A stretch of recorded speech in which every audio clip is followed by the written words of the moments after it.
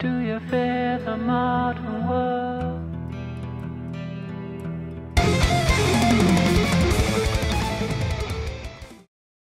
Welcome, dear listeners, to the Mike Mills.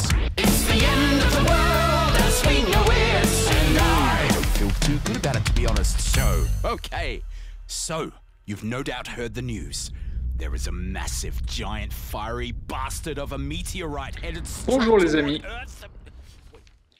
La fin des temps arrive, une météorite va percuter la Terre dans 5 mois et personne n'en réchappera.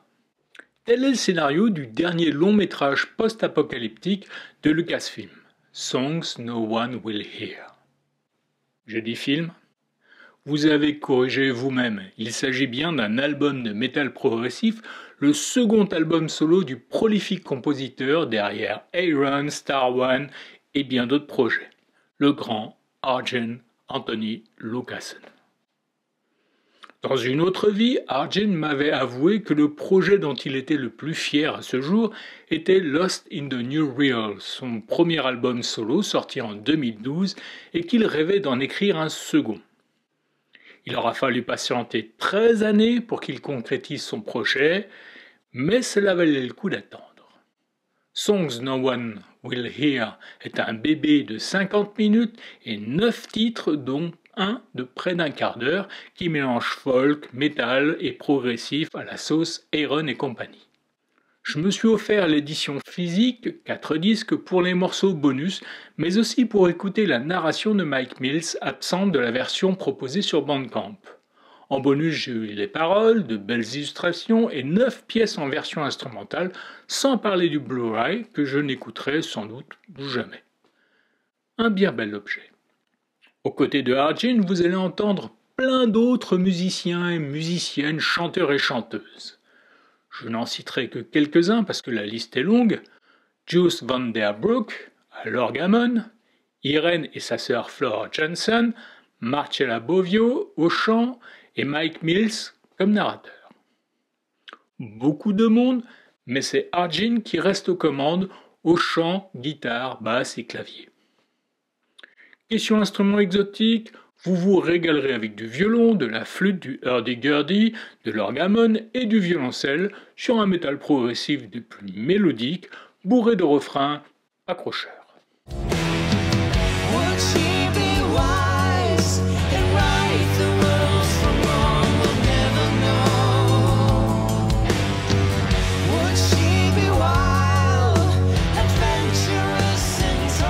Et je ne vais pas vous mentir, Songs No One Will Hear n'est pas d'une grosse originalité.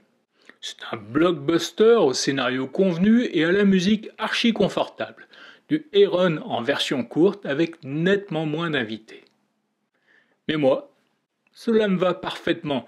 Je suis un grand fan de la première heure du bonhomme et son nouvel album solo est bien meilleur que le Transitus sorti il y a déjà 5 ans. Les chansons abordent différentes problématiques de la fin du monde, l'effondrement de la société, le conspirationnisme, comment vivre ces derniers jours, les regrets, les projets, la solitude.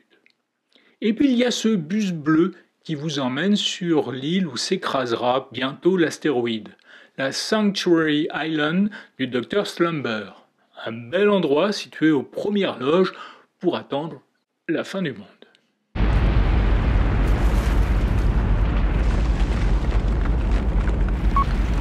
God, it's happened. I can't believe it's actually happened. Guys, I really doubt anyone will hear this, but by strange chance, if anyone's still listening, thank you. La narration de Mike Mills apporte une touche humoristique et sarcastique à cette histoire de fin du monde. L'album perd beaucoup de son sel dans sa version expurgée, même si les titres Goddamn Conspiracy et Shagaton apportent leur touche de dérision à l'histoire. Et dans un autre registre, la performance de Flora Johnson dans We'll Never Know est absolument sublime. Comme toujours, me direz-vous. Les 4 titres bonus sont parfaitement à leur place à côté de l'album. Ils ne se seraient pas bien intégrés dans l'ensemble. N'empêche, ils méritent plus d'un détour et j'ai tout particulièrement aimé le clin d'œil à Elon Musk dans le dernier titre, Mr. Amazing Plan. Par contre, la version instrumentale des 8 morceaux n'a guère d'intérêt pour moi.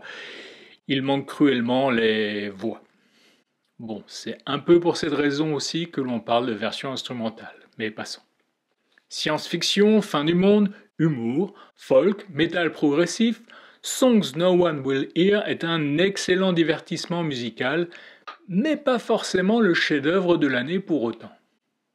Même si je suis un grand fan d'Arjun, je suis capable de garder la tête froide.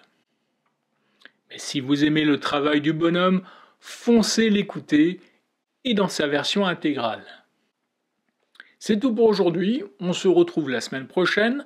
Je vous parlerai d'un groupe qui n'a encore jamais figuré dans mes chroniques. Bisous!